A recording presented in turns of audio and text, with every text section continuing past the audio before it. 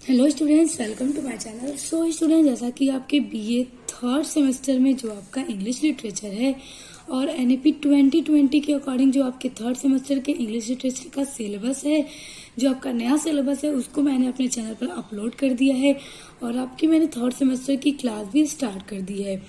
और आपके English literature में जितनी भी यूनिट्स हैं, 8 यूनिट्स हैं, तो मैं सभी को यूनिट वाइज कंप्लीट करा रही हूँ, वो भी नोट्स के साथ। तो आपको मेरे चैनल पर अपने सभी यूनिट्स को पढ़ने के लिए मिलेंगी, साथ ही साथ उसका फुल एक्सप्लेनेशन भी मिलेगा और पूरा नोट्स भी मिलेगा, क्योंकि मैं आपके लिए नोट्स भी बनाती हूँ ताकि मेरे स्टूडेंट्स उसको अच्छे से लिख सकें, नोट कर सकें या फिर स्क्रीनशॉट कर सकें और एग्जाम की तैयारी अच्छे से कर सकें। तो देखिए, यूनिट नंबर 3 तक मैंने पूरा आपका कंप्लीट करवा लिया है। आज की वीडियो में हम आपका यूनिट नंबर 4 पढ़ने वाले हैं। तो आपके यूनिट नंबर 4 में है आपका लिटरेरी टर्म्स, यानी कि ड्रामा के लिटरेरी टर्म्स। देखिए, हमने यूनिट नंबर 3 में भी आपके ड्रामा के लिटरेरी टर्म्स के बारे में ही पढ़ा था। देखिए, आप लिटरेरी डिवाइस भी कह सकते हैं, ऐसे डिवाइस या ऐसे टर्म्स जिनका ड्रामा में यूज किया जाता है। तो वही हमें देखना है अपने यूनिट नंबर 4 में। तो ध्यान दीजिएगा, हम ड्रामा का ही लिटरेरी टर्म्स पढ़ रहे हैं। तो देखिए, जो आपकी यूनिट है उसमें कौन कौन से लिटरेरी टर्म्स पढ़ना है। इसमें आपको पढ़ना है unity of time, place and action. तो देखिए, जो टाइम, प्लेस एंड एक्शन है, इसको 3 यूनिटीज बोलते हैं, 3 यूनिटीज ऑफ ड्रामा। ओके, तो याद रखिएगा, time, place and action 3 unities होते हैं ड्रामा के। फिर आपको पढ़ना है सेटिंग, ये एक लिटरेरी टर्म्स है। उसके बाद स्पूनेरिज्म, ये पढ़ना है आपको। Stage direction, syntax, theme, under statement, verisimilitude. देख सकते हैं यहाँ पर 8 आपके टोटल लिटरेरी टर्म्स हैं ड्रामा के, जो कि आपको यूनिट नंबर 4 में पढ़ना है। तो चलिए अब शुरू करते हैं और पढ़ना स्टार्ट करते हैं। तो देखिए, सबसे पहले आपका जो लिटरेरी टर्म है वो है यूनिटीज ऑफ ड्रामा। तो यूनिटीज ऑफ ड्रामा में 3 यूनिटीज आती हैं, टाइम, प्लेस एंड एक्शन। सबसे पहले हम यूनिटीज ऑफ ड्रामा के बारे में थोड़ा समझ लेते हैं। Classical Greece and Latin dramas were strict in form. The concept of the 3 unities in relation to classical drama. देखिए, इंग्लिश लिटरेचर में 3 यूनिटीज का कई बार यूज हो चुका है और देखिए, बहुत सारे राइटर्स ऐसे हैं जिनका मानना है कि 3 यूनिटीज के बिना कोई भी प्लॉट कंप्लीट नहीं हो सकता और सक्सेस नहीं हो सकता। और एक तरफ कई सारे ऐसे ग्रेट राइटर्स हैं जिन्होंने 3 यूनिटीज का यूज किए बिना बहुत सारे ड्रामा प्लॉट्स पूरे लिखे हैं, जो कि सक्सेसफुल भी हुए हैं। यानी कुछ का मानना है कि 3 यूनिटीज क्या है, इसके बिना ड्रामा कंप्लीट नहीं होगा, सक्सेसफुल नहीं होगा। और कुछ ऐसे राइटर्स हैं जिन्होंने इसका यूज किए बिना ही बहुत सारे प्लॉट्स भी लिखे हैं, ड्रामा लिखे हैं और सभी सक्सेसफुल भी हुए हैं। देखिए, 3 यूनिटीज को हम 3 क्लासिकल यूनिटीज के नाम से भी जानते हैं, तो याद रखिएगा। और देखिए, अरिस्टोटल का नाम आप लोगों ने सुना होगा। तो अरिस्टोटल ने अपनी बहुत ही फेमस बुक पोएटिक्स में इसके बारे में बताया है। देखिए, derive from Aristotle poetics, but is not directly formulated by the Greek philosopher. He merely states that a tragedy should have unity of action.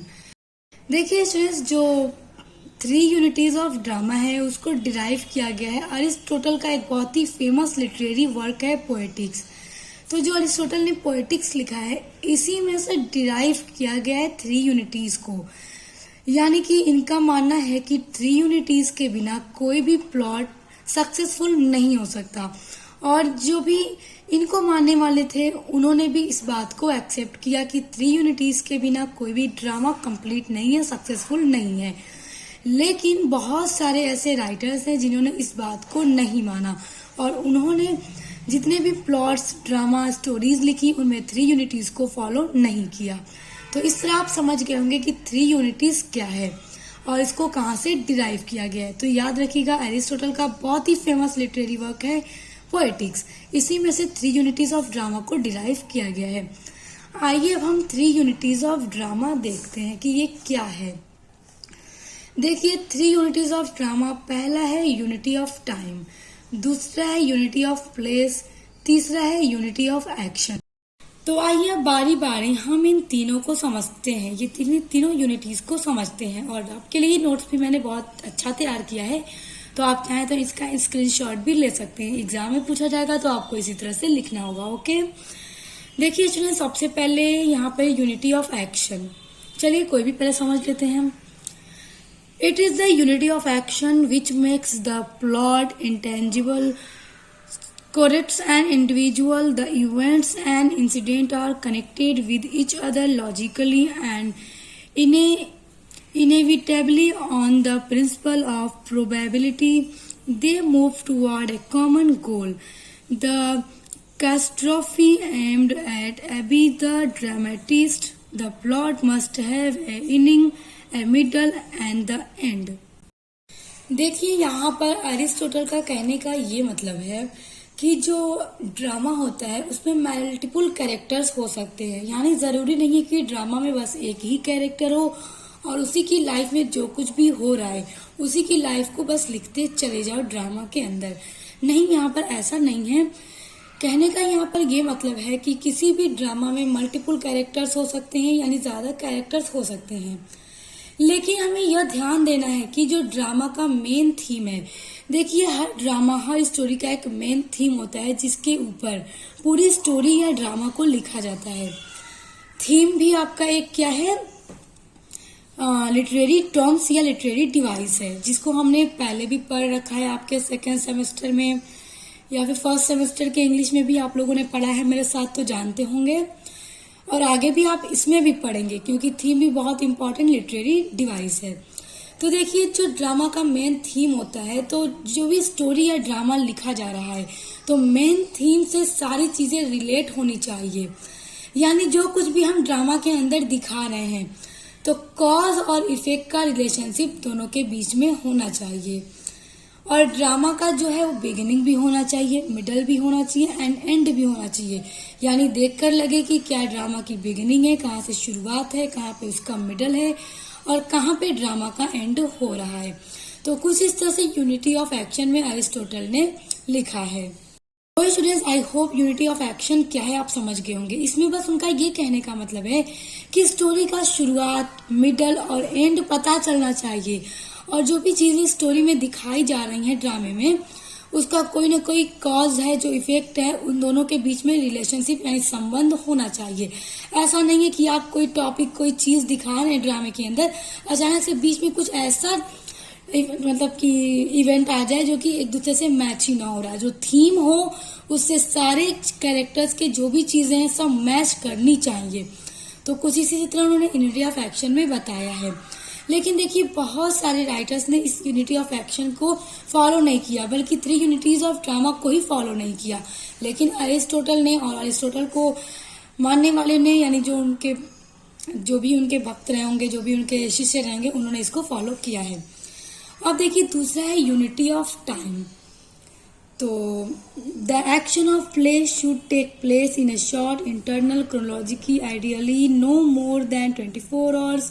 The neoclassicists believed that the spectators would not believe the reality of an action that compressed several days or years into 3 hours drama. If the spectator did not believe into reality of action, the drama would not have its proper effect. कुछ समझ आया? नहीं आया तो आइए समझते हैं। देखिए जो भी ड्रामा दिखाया जा रहा है उसमें कोई ना कोई एक्शन जरूर होगा। ओके, तो कहने का यहाँ पे ये मतलब है कि अरिस्टोटल ने यूनिटी ऑफ टाइम में ये बताया है कि कोई भी अगर ड्रामा है तो उसको 24 आवर्स के अंदर ही परफॉर्म किया जाना चाहिए, लिखा जाना चाहिए। ऐसा नहीं है कि देखिए अगर आप कोई मूवी देख रहे हैं, 3 घंटे की मूवी होती है, यहाँ पे देखिए 3 घंटे की मूवी होती है और 3 घंटे की मूवी को अगर मान लीजिए आपने कुछ दिखाया, उसके बाद अगर उसका पार्ट 2 ले आना है तो आप कुछ सालों बाद लाएं, तो क्या है कि देखने वाले जो उसका पार्ट 1 देखे रहेंगे उनको क्या चीजें भूल जाएंगी ना। तो कुछ ही तरह से इसको समझिए कि कहने का उनका ये मतलब है कि 24 आवर्स के अंदर ड्रामा को पूरा लिखा जाना चाहिए, क्योंकि जो भी स्पेक्टर्स होंगे उनको बिलीव नहीं होगा कि रियलिटी क्या है, एक्शन क्या है इस ड्रामा के अंदर।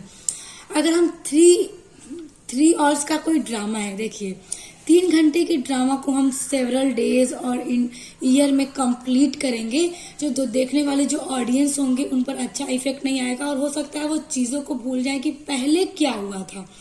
इसीलिए एरिस्टोटल का ये मानना है कि किसी भी ड्रामा को अगर लिखना है तो ऐसे लिखिए कि 24 घंटे के अंदर पूरी स्टोरी उसकी लिख जानी चाहिए। If the spectres did not believe into reality, और जो स्पेक्टर्स हैं अगर वो रियलिटी पर बिलीव ही नहीं करेंगे, जो भी एक्शन है उस एक्शन की रियलिटी पर अगर बिलीव ही नहीं करेंगे तो the drama would not have it's proper effect, तो ड्रामा का उन पर पूरा इफेक्ट प्रभाव नहीं पड़ेगा। समझ में आया? देखिए एक एग्जाम्पल के थ्रू इसको समझ लेते हैं। देखिए बहुत सारी ऐसी मूवी होती है जिनका पहले पार्ट 1 या सीजन 1 आता है, फिर सीजन 2 बाद में रिलीज होता है, ऐसा होता है। तो यहाँ पे हम उसी को एक एग्जाम्पल ले लेते हैं कि एक पार्ट 1 आया, हमने देखा, आपने देखा, उसके बाद जो उसका पार्ट 2 है वो रिलीज हुआ 1 साल 2 साल के बाद। तो क्या पार्ट 1 में क्या हुआ था ये तो देखकर आप भूल गए होंगे कि क्या हुआ था। फिर पार्ट 2 देखेंगे तो आप चीजों को उतने अच्छे से समझ नहीं पाएंगे, बिलीव नहीं कर पाएंगे। तो यही कहने का मतलब है अरिस्टोटल की कि कोई भी 3 घंटे का ड्रामा होता है तो उसको 24 घंटे के अंदर में ही लिख देना चाहिए, कि 24 घंटे के अंदर में ही 3 घंटे के ड्रामा को पूरा लिख देना चाहिए। अगर उसको हम कई दिन लगाकर कई साल लगाकर कंप्लीट करेंगे तो ऑडियंस उसको समझ नहीं पाएंगे।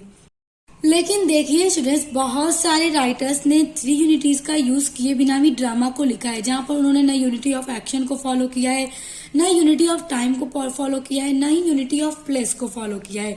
फिर भी ड्रामा क्या है, मतलब अच्छा ड्रामा है, पढ़ने में भी अच्छा लगता है, ऑडियंस पर अच्छा इफेक्ट भी डालता है देखने में। तो इसीलिए बहुत सारे राइटर्स ने इसको बिल्कुल भी फॉलो नहीं किया, इस पर बिल्कुल भी ध्यान नहीं दिया, इसको पूरी तरह से इग्नोर कर दिया।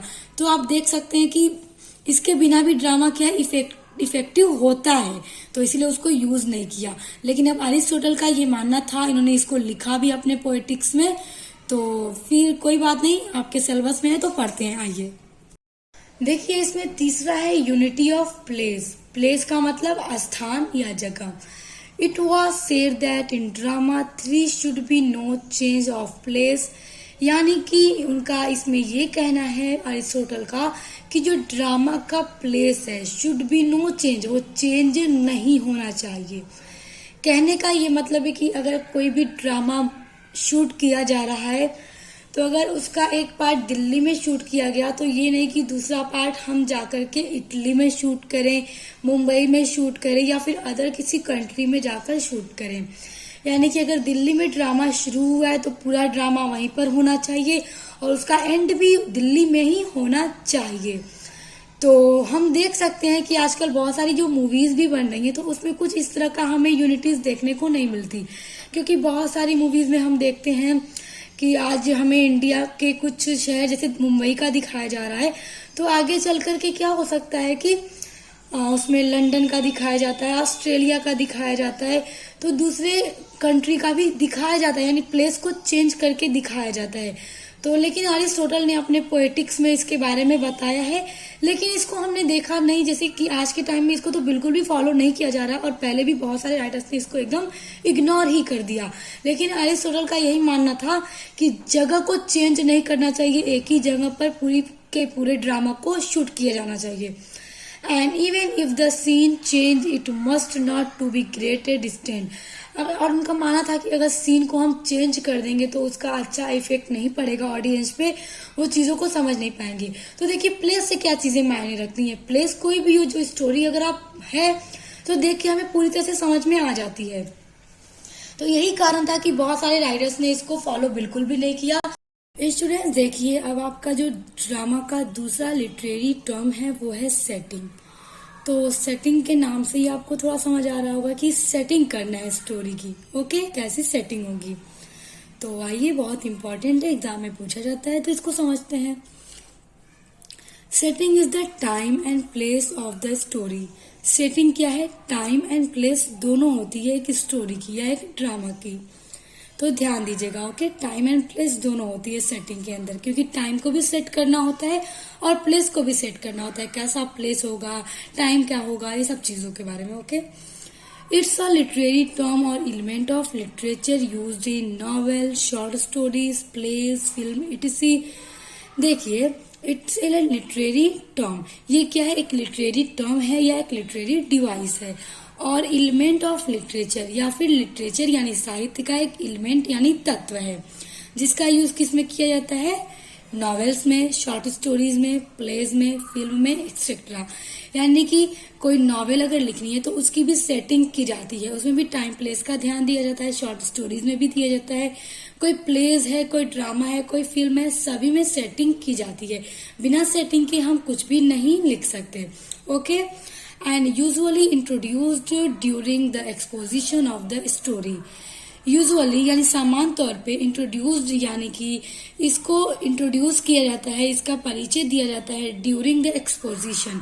एक्सपोजिशन का मतलब होता है शुरुआत में, ऑफ द स्टोरी यानी कि स्टोरी की शुरुआत में सेटिंग का परिचय दे दिया जाता है अलॉन्ग विद द कैरेक्टर्स के साथ। यानी कि स्टोरी में या ड्रामा में जो भी चरित्र होगा, जो भी कैरेक्टर होगा, तो उसी के साथ चीजों को बता दिया जाता है कि क्या सेटिंग होने वाली है इस पूरे स्टोरी की। द स्टोरी में also include the environment of the story. जो सेटिंग है वो आल्सो इंक्लूड करती है यानी शामिल करती है। यानी कि सेटिंग में क्या क्या चीजें शामिल होती हैं? इन्वायरमेंट ऑफ स्टोरी यानी कि एक स्टोरी का पूरा क्या इन्वायरमेंट होगा, किस चीज पर पूरी स्टोरी लिखी जाएगी, पूरी कहानी किस चीज पर बेस्ड होगी, उसका उस स्टोरी का पूरा वातावरण कैसा होगा, इस चीज को इन्वॉल्व करते हैं। Which can be made up of the physical location यानी जो इन्वायरमेंट होता है पूरी स्टोरी का, वो बना हो सकता है ऑफ द फिजिकल लोकेशन की स्टोरी का फिजिकल लोकेशन कैसा होगा, क्लाइमेट कैसा होगा, वेदर और सोशल यानी कि वेदर और सोशल एंड कल्चर सराउंडिंग, और आसपास की जो संस्कृति होती है वो कैसी होगी, उसका कल्चर कैसा होगा, ये सभी चीजें सेटिंग के अंदर आती हैं। देयर आर वेरियस वेज यानी कि यहाँ पर वेरियस यानी विभिन्न वेज होते हैं, रास्ते होते हैं। दैट टाइम एंड प्लेस, जो टाइम होता है एंड प्लेस होता है, ये दोनों क्या है? सेटिंग होती हैं किसी भी ड्रामा के अंदर। इंडिकेट सेटिंग, जो सेटिंग को इंडिकेट मतलब होता है संकेत देना। यानी कि एक सेटिंग के अंदर टाइम एंड प्लेस दोनों होता है कि कैसा टाइम होगा, कैसी सेटिंग हो, कैसा कहाँ का प्लेस होगा, ये सारी चीजें सेटिंग में बताई जाती है। Time can cover many areas, देखिए जो समय होता है वो कवर करता है मेनी एरियाज यानी कि कई एरियाज को, सच एज जैसे कि the characters time of life, जो कैरेक्टर है स्टोरी के अंदर, ड्रामा के अंदर, उसकी लाइफ, उसके लाइफ की जो भी टाइम और समय होता है उसको कवर करता है, उसको बताता है। The time of the day, day के टाइम के बारे में स्टोरी में बताता है। टाइम ऑफ ईयर्स यानी कि जो पास्ट में हो चुका है, जो होगा, जो होने वाला है, ये सारी चीजें टाइम, ये सारी चीजें होती है टाइम उसको कवर करता है। Time period such as past, present और फ्यूचर इटीसी, यानी कि टाइम में क्या होगा कि एक स्टोरी के अंदर फ्यूचर में क्या होगा, पास्ट में क्या हुआ था, प्रेजेंट में क्या हो रहा है, सारी चीजें क्या है? टाइम ही तो बताता है कि पास्ट में क्या हुआ था, और टाइम ही बताएगा फ्यूचर में क्या हो सकता है, प्रेजेंट टाइम में क्या हो रहा है, सब टाइम आता होता है। प्लेज आल्सो कवर्स, जो प्लेस है, जो स्थान है, वो कवर करता है अ लॉट ऑफ एरियाज, यानी बहुत सारे एरियाज को प्लेस भी कवर करता है। जैसे अब एक स्टोरी है तो मान लीजिए सच एज सर्टन बिल्डिंग, कोई एक बिल्डिंग है स्टोरी ड्रामा के अंदर। रूम इन द बिल्डिंग, जो रूम है बिल्डिंग के अंदर वो भी क्या है? एक प्लेस है, एक जगह है। कंट्री, सिटी, बीच इटीसी, अब कोई कंट्री है दूसरी, वो भी तो एक प्लेस है। सिटी है, कोई शहर है, वो भी एक जगह है। बीच भी एक जगह है। तो यानी स्टोरी के अंदर ये बताया जाता है कि टाइम में क्या क्या चीजें होंगी, पास्ट, प्रेजेंट, फ्यूचर के बारे में, और कैसा कैसा प्लेस होगा, ये सारी चीजें सेटिंग के अंदर आती हैं। अब आगे बढ़िए स्टूडेंट्स, देखिए जो आपके यूनिट में है तीसरा लिटरेरी टर्म, ड्रामा का जो तीसरा लिटरेरी टर्म है वो है स्पूनरिज्म। देखिए स्पूनरिज्म का मतलब होता है कि बोलते समय जुबान का फिसलना। देखिए बहुत सारे लोगों को हमने देखा होगा जो तोतले होते हैं, जब बोलते हैं तो जुबान फिसलती है, बोलते कुछ है जुबान से कुछ और निकलता है, तो उसी को स्पूनरिज्म कहा जाता है। तो देखिए अब लिटरेरी टर्म में स्पूनरिज्म क्या होता है, इसका राइटर्स अपने प्लेज में इसको क्यों यूज करते हैं, ये क्या होता है, ये कैसे लिटरेरी टर्म में आया, ये लिटरेचर में किस तरह आया, आइए अब उसको जानते हैं। देखिए, जो स्पूनरिज्म होता है वो एक फिगर ऑफ स्पीच होता है और साथ ही साथ एक लिटरेरी डिवाइस या लिटरेरी टर्म भी होता है। अब इसके बारे में देखते हैं। The word spoonerism made of 2 words. जो स्पूनरिज्म शब्द है वो बना है 2 शब्दों से, Spooner plus ism, named after Archibald Spooner. देखिए, एक ब्रिटिश प्रोफेसर थे Archibald Spooner. He was warden of new college in Oxford England. देखिए, वो वार्डन थे ऑक्सफोर्ड कॉलेज में। वो ऑक्सफोर्ड कॉलेज जो इंग्लैंड में है उसमें के वो वार्डन थे।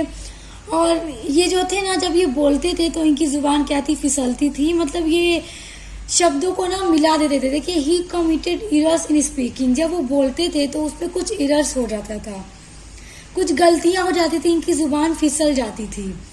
तो वही क्या हुआ, उन्हीं के तो वहीं से स्पूनरिज्म शब्द सामने आया। और इनके नाम में ही देख सकते हैं, इनका नाम क्या था, आर्चिबाल्ड स्पूनर। तो इसी स्पूनर से बना स्पूनरिज्म, यानी कि बोलते समय जुबान का फिसलना।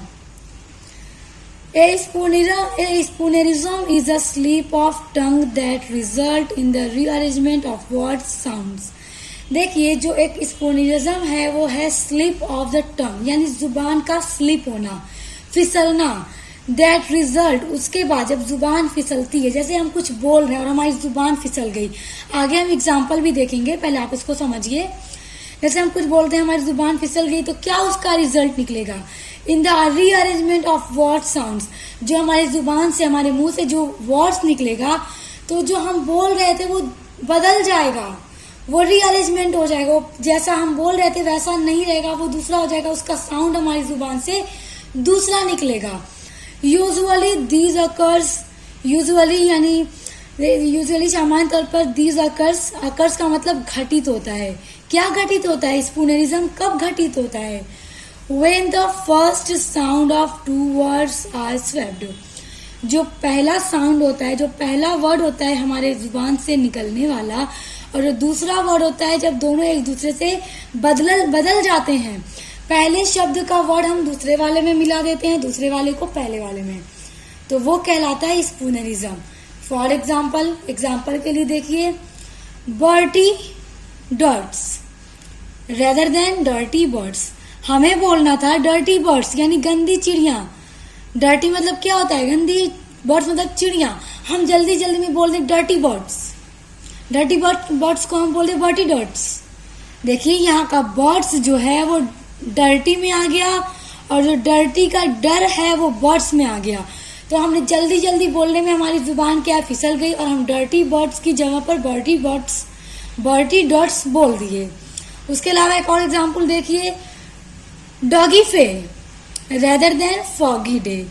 तो देखिए, हमने जल्दी में बोला था फॉगी डे, हमने बोल दिया डॉगी फे, यानी कि फॉगी का जो फ है वो डे वाले में चला गया, और जो डे का वो डॉगी में यानी फॉगी में चला गया। बोलना था फॉगी डे, हमने बोल दिया डॉगी डे। फॉगी डे का क्या मतलब होता है, जब कोहरा गिरता है ठंडे के दिन में तो उसे फॉगी डे बोला जाता है। उसके अलावा देखिए, picnic table rather than picnic table. जो पिकनिक टेबल है हम उसकी जगह पे बोल दे रहे हैं पिकनिक टेबल। देखिए, वर्ड्स क्या है इसमें का, उसमें बदल जा रहा है, स्लिप हो जा रहा है, जल्दी में हमारी जुबान बोलते टाइम फिसल जा रही है, तो वही होता है स्पूनरिज्म। तो जो आर्चिबाल्ड स्पूनर थे स्टूडेंट्स, जब वो बोलते थे तो उनसे यही वाली मिस्टेक हो जाया करती थी बोलने में। अब देखिए, इसका यूज जो राइटर्स थे वो अपने प्लेज में क्यों करते थे, अपने ड्रामा में क्यों करते थे। देखिए, उम्मीद करती हूँ आप ये समझ गए होंगे कि ये स्पूनरिज्म शब्द कहाँ से आया, कैसे बना, क्या होता है। अब देखिए, spoonerism is usually done on purpose for a humorous effect, but there are some occasions in which it's done accidentally. देखिए, जो स्पूनरिज्म का यूज था वो राइटर्स का पर्पस ये था अपने ड्रामा में यूज करने का कि वो ह्यूमर्स इफेक्ट डालना चाहते थे अपने ऑडियंस के ऊपर, अपने रीडर के ऊपर। क्योंकि जब अचानक हम भी कुछ ऐसा बोले, जल्दी जल्दी में हमारी जुबान फिसल जाए, तो हमारे दोस्त, हमारी फैमिली के लोग जो भी आसपास होते हैं वो हंसने लगते हैं, थोड़ा हंसी वाला माहौल हो जाता है। तो मतलब राइटर्स ने इसको अपने प्लेज में इसीलिए यूज किया ताकि पढ़ने वाले जो रीडर है वो थोड़ा हंस सके, हंसाने के लिए। लेकिन सम टाइम क्या होता है कि सम ओकेशंस यानी कि सम अवसर पे, कुछ अवसरों पे ये इंसिडेंटली यानी अचानक से हमारी जुबान से हो जाता है। हम जानबूझकर नहीं करते, अचानक हो जाता है हमसे, हमारी जुबान फिसल जाती है। अब देखिए जो आपका चौथा लिटरेरी टर्म है वो है सिंटैक्स। अब देखेंगे हम ये क्या होता है। आइए इसको देखते हैं, ये भी बहुत इंपॉर्टेंट है और एग्जाम में अक्सर ये भी पूछा जाता है। तो आपको हर लिटरेरी टर्म्स को बहुत अच्छे से याद रखना होगा कि ये क्या होता है, क्योंकि एग्जाम में यही पूछता है कि डिफाइन सिंटैक्स, डिफाइन स्पूनरिज्म, तो आपको इसी को डिफाइन करना होगा। और ये नोट्स मैंने आपके लिए तैयार किया, आप चाहें तो स्क्रीनशॉट कर सकते हैं। When the writer uses words to communicate with his audience, when जब राइटर यूज करता है शब्दों को, कम्युनिकेट का मतलब होता है बातचीत करने के लिए, with his audience अपने ऑडियंस के साथ, after selecting the right words to convey his meaning, after यानी बाद में, selecting the right words, select का मतलब चूज करना, select करना सही शब्दों को, टू कन्वे बताने के लिए। देखिए कन्वे का मतलब होता है बताना, तो अपने ऑडियंस को बताने के लिए जब राइटर सही शब्दों का चूज करता है, सिलेक्ट करता है सही शब्दों को, कन्वे हीज मीनिंग यानी अपनी जो मीनिंग है, राइटर अपनी इस मीनिंग को बताने के लिए कि वो कहना क्या चाहता है, जब उसके लिए सही शब्दों का यूज करता है। A writer must arrange these words to best express his intents or what he means to say. अब देखिए एक राइटर यानी एक जो राइटर होता है, लेखक होता है, मस्ट अरेंज करता है द वर्ड्स, दीज वर्ड्स, उन शब्दों को। किन शब्दों को? देखिए पहले तो जो राइटर है वो अपने ऑडियंस को, अपने रीडर को क्या बताना चाहता है, उनसे बात करने के लिए उनके लिए सही शब्दों को चूज करता है कि उनको बता सके वो कहना क्या चाहता है इस ड्रामा के अंदर, इस प्ले के अंदर। तो उसके लिए वो उन शब्दों को चूज करता है, उसके बाद उसको अरेंज करता है टू बेस्ट एक्सप्रेस। बेस्ट का मतलब बहुत अच्छा, बहुत ही शानदार। एक्सप्रेस का मतलब प्रस्तुत करने के लिए या संदर्भित करने के लिए, अपने बातों को बताने के लिए। हिज इंटेंट का मतलब होता है इरादे, उसके क्या इरादे हैं अपने प्लेस के अंदर। और व्हाट ही मीन्स टू से, और क्या मतलब है, ही मतलब वह, मीन्स मतलब है, टू से उसके कहने का। यानी कि राइटर का अपने ऑडियंस से कहने का क्या मतलब है, अपनी बातों को एकदम सही अच्छे तरीके से अपने ऑडियंस को बताने के लिए, उसकी मीनिंग को समझाने के लिए राइटर जिन शब्दों को सिलेक्ट करता है, फिर उसको अरेंज करता है अच्छे तरीके से ताकि अपने ऑडियंस को अच्छे से समझा सके। तो these arrangement of words is syntax. तो वही जो शब्दों का अरेंजमेंट होता है वो सिंटैक्स कहलाता है। उम्मीद करती हूँ आप समझ गए होंगे। आगे देखिए, the ordering of words to say what need to be said. और जो वो वर्ड्स हैं वो बताते हैं कि what need to be said, उसे क्या कहने की जरूरत है। Writer first chooses his words. Writer क्या करता है, सबसे पहले फर्स्ट यानी सबसे पहले चूज करता है अपने शब्दों को। एंड देन और फिर मस्ट डिसाइड, और उसके बाद डिसाइड करता है when, where and how he wants to use them in order to create an impact on his reader। यानी राइटर पहले क्या करता है कि शब्दों को चूज करता है कि उसे कहां पर, कब अपने शब्दों को यूज करना है, कहना क्या चाहता है अपने रीडर से, ताकि उसका रीडर उसके मतलब को, उसकी बात को अच्छे से समझ जाए। This decision making process is called syntax. और यही जो डिसीजन मेकिंग होती है, जो प्रोसेस होता है शब्दों को चूज करने का, उसको अरेंज करने का कि कब, कहाँ, कैसे इन शब्दों को यूज करके अपने ऑडियंस को, अपने रीडर को ये बताना है कि पोएट इस नाटक में, इस ड्रामा में क्या कहना चाहता है। तो वही प्रोसेस जो होता है शब्दों को चूज करने का, वही सिंटैक्स कहलाता है। Syntax is connected to a language grammatically convention. देखिए जो ये सिंटैक्स होता है, कनेक्ट होता है लैंग्वेज ग्रामेटिकली कन्वेंशन, यानी ग्रामेटिकली अरेंज होता है। ये सम टाइम लेकिन क्या होता है कि इन शब्दों के अरेंजमेंट के लिए जो ग्रामर का रूल होता है उसको स्ट्रिक्टली मतलब होता है कठोरता से फॉलो, मतलब फॉलो करना। यानी कि देखिए इसमें ग्रामर का रूल तो राइटर फॉलो करता ही है, लेकिन कभी कभी एकदम कठोरता से उन रूल्स को फॉलो किया जाता है। अब आ जाते हैं आपका जो है फिफ्थ लिटरेरी टर्म्स या फिर लिटरेरी डिवाइस, कुछ भी कह लीजिए, वो है थीम। तो स्टूडेंट्स, जब आप लोगों ने फर्स्ट सेमेस्टर में इंग्लिश लिटरेचर पढ़ा होगा तो आपके फर्स्ट सेमेस्टर में भी ये आई थी। ये भी एक प्रोज डिवाइसेस में आया था, यहाँ पर अब ड्रामा के डिवाइसेस में आ रहा है। तो वहां पर भी हमने थीम पढ़ा था, क्योंकि अब कोई स्टोरी हो या फिर कोई नाटक हो यानी ड्रामा हो, सब में थीम का होना इम्पोर्टेंट है। बिना थीम के स्टोरी लिखी ही नहीं जा सकती, ड्रामा लिखा ही नहीं जा सकता। तो आप लोगों ने तब पढ़ा होगा तो आपको पता होगा। आइए हम यहाँ पर भी इसको समझते हैं कि थीम क्या होता है। The theme of a story refers to that story's deeper meaning. The theme का मतलब विषय वस्तु, यानी कि जो स्टोरी है उसकी पूरी थीम क्या है। देखिए अगर हमें को कोई स्टोरी लिखना है या आपको कुछ लिखना है तो सबसे पहले आप ये सोचेंगे कि जो मैं स्टोरी लिख रहा हूँ उस स्टोरी में क्या कहानी होगी, कौन मेन कैरेक्टर होगा और किस तरह से स्टोरी पूरी किस पर घूमती रहेगी, क्या थीम होगा, ये हम सोचते हैं ना। तो वही थीम होता है।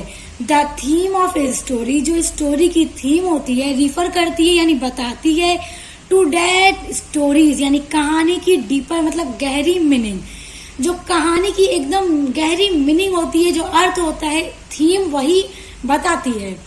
तो आप समझ गए थीम क्या है। Theme describe the central ideas that a piece of writing explorers.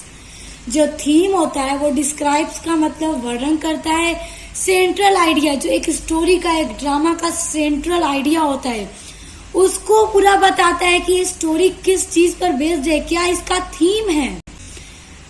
Rather than stating this theme directly, the author will look at theme using the set of literary tools at his disposal. The theme of story or poem will be explored through elements like characters, plot, setting, conflicts, and even word choice and literary device. और जो story जब कोई writer लिखना चाहता है, कोई drama लिखना चाहता है, सबसे पहले वो सेट करता है थीम को कि क्या थीम होगा। उसके बाद देखिए थीम में कुछ एलिमेंट होते हैं जिनको फॉलो किया जाता है स्टोरी को लिखने के लिए, ड्रामा को लिखने के लिए। जो एलिमेंट है वो है कैरेक्टर्स, क्या कैरेक्टर होगा ड्रामा के अंदर, प्लॉट क्या होगा, सेटिंग क्या होगी, सेटिंग हमने पढ़ रखी है, कॉन्फ्लिक्ट भी हमने पढ़ रखा है, आपके यूनिट नंबर 3 में है, हमने उसको पढ़ रखा है।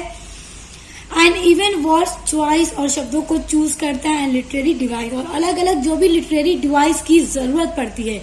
देखिए स्टूडेंट्स, ये जो आपके यूनिट नंबर 4 पढ़ रहे हैं, इसमें हम ड्रामा के लिटरेरी टर्म्स पढ़ रहे हैं, आप उनको लिटरेरी डिवाइस भी कह सकते हैं।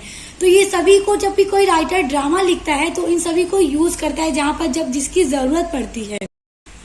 अब देखिए आपका जो 6 है लिटरेरी टर्म्स ड्रामा का, वो है स्टेज डायरेक्शन।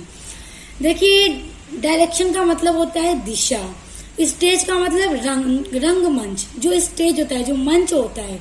देखिए ड्रामा किस उद्देश्य से लिखा जाता है, यही ना कि जो भी स्टोरी, जो भी ड्रामा जब स्टेज पे परफॉर्म करने के लिए लिखा था वो ड्रामा होता है। तो ड्रामा हमेशा इस स्टेज पर ही परफॉर्म किया जाता है।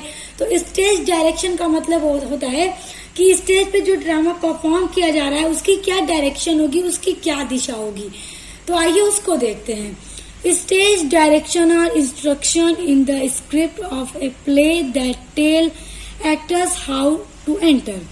जो स्टेज डायरेक्शन है, यानी जो स्टेज पर डायरेक्शन देना है, और इंस्ट्रक्शन निर्देश देता है। स्टेज डायरेक्शन और इंस्ट्रक्शन, इंस्ट्रक्शन का मतलब निर्देश देना कि किस तरह से ड्रामा को प्ले किया जाएगा, किस तरह से ड्रामा को परफॉर्म करना है। चलिए एक एग्जाम्पल के थ्रू समझते हैं। आप स्कूल में, आपके स्कूल में कोई फंक्शन हो रहा है, आपने कोई ड्रामा ले लिया। अब जब आपने ड्रामा ले लिया, उसमें कई तरह के कैरेक्टर हैं, तो उसमें 5 लोग 6 लोग हैं उस ड्रामा के अंदर। आपका कैरेक्टर दूसरा होगा, आपको कुछ और बोलना होगा, आपका डायलॉग कुछ और होगा, आपके फ्रेंड का कुछ और होगा, फिर उसके बाद आपके दूसरे फ्रेंड का कुछ और डायलॉग होगा। सबको अलग अलग चीजें क्या है बोलनी होंगी, अलग अलग तरीके से एंट्री करनी होगी ड्रामा के अंदर। सबका अलग अलग अपना रोल होता है ड्रामा में। तो आपके टीचर क्या करते हैं, आपको बताते हैं ना कि किस तरह से आपको स्टेज पे जाना है, क्या आपकी एंट्री होगी, कौन मेन कैरेक्टर होगा ड्रामा का, कौन विलेन होगा, इस तरह से होता है। और देखिए अगर ड्रामे के अंदर आप स्टेज पे परफॉर्म कर रहे हैं ड्रामा, तो आपका अगर आप पहले आते हैं तो जो लाइट होती है उसका पूरा इफेक्ट आपके ऊपर डाला जाएगा, यानी जो देखने वाले ऑडियंस है उनका इस मतलब पूरा ध्यान आपकी तरफ खींचा जा सके। उसके बाद जब दूसरे की बारी आएगी बोलने की या उसके रोल की, तो उसके ऊपर पूरी लाइट का इफेक्ट डाला जाता है। तो वही स्टेज डायरेक्शन होता है कि देखिए ये इंस्ट्रक्शन देता है, निर्देश देता है in the streak of a play, यानी एक प्ले में जितने भी कैरेक्टर होते हैं उनको निर्देश देता है, डिटेल यानी बताता है उनको कहता है एक्टर्स हाउ टू एंटर, जो ड्रामा का एक्टर है, जो मेन हीरो है, हाउ टू एंटर, वो कैसे एंट्री करेगा अपनी स्टेज पर, वेयर टू स्टैंड, और वो स्टेज पर जाकर कहाँ पर खड़ा होगा, कैसे खड़ा होगा, उसको पूरी डायरेक्शन दी जाती है, उसको पूरा उसी तरह से सिखाया जाता है। When to move, कब ड्रामा मूव होगा, also information about the lighting, scenery, props and sound effects।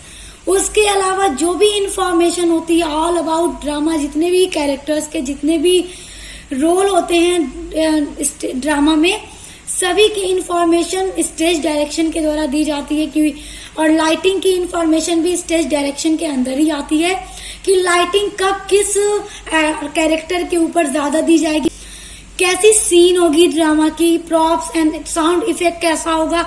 इन सब चीजों को जब बताया जाता है ड्रामा को परफॉर्म करने पर, जो भी डायरेक्शंस दी जाती हैं एक्टर्स को और भी सभी लोगों को जो भी इस ड्रामा को प्ले करा रहे हैं, सभी चीजें वो स्टेज डायरेक्शन होता है। अब देखिए जो आपका नेक्स्ट है लिटरेरी डिवाइस, वो है अंडर स्टेटमेंट। देखिए अंडर स्टेटमेंट का मतलब होता है किसी चीज की खासियत को या फिर किसी भी बात को कम शब्दों में खत्म कर देना।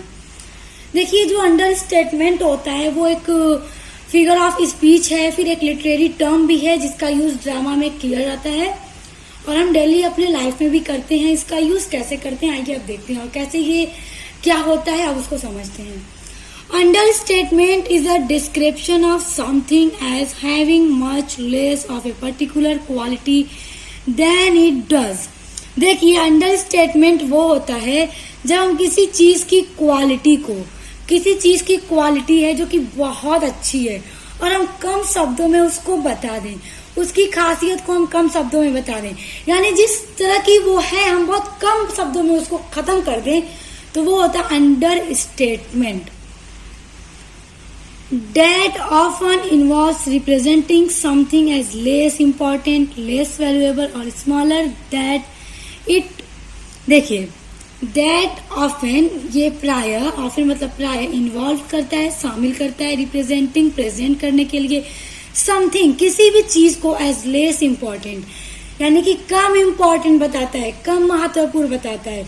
जैसे कोई चीज है जो कि बहुत अच्छी है, जैसे आपका फ्रेंड स्कूल में मान लीजिए बहुत अच्छी पेन लेकर आया है, आपको दिखा रहा है, आपने कह दिया, जैसे वो बहुत खुशी से दिखाया यार देखो बहुत अच्छी है, बहुत तगड़ी पेन है, बहुत ही शानदार है, और आपने कह दिया ठीक है, तो क्या है आपने कम शब्दों में बस बोल दिया, तो मतलब आपने जितनी उसकी खासियत थी कम शब्दों में बता दिया। फिर आपसे कोई अगला पूछे यार उसकी पेन कैसी थी, तो बहुत अच्छी थी, जहां पर आपको कहना चाहिए यार उसकी पेन तो बहुत अच्छी थी, तो आपने कह दिया यार अच्छी थी, ठीक थी, यानी कि आपने किसी अच्छी चीज की खासियत को उतना इम्पोर्टेंस नहीं दी।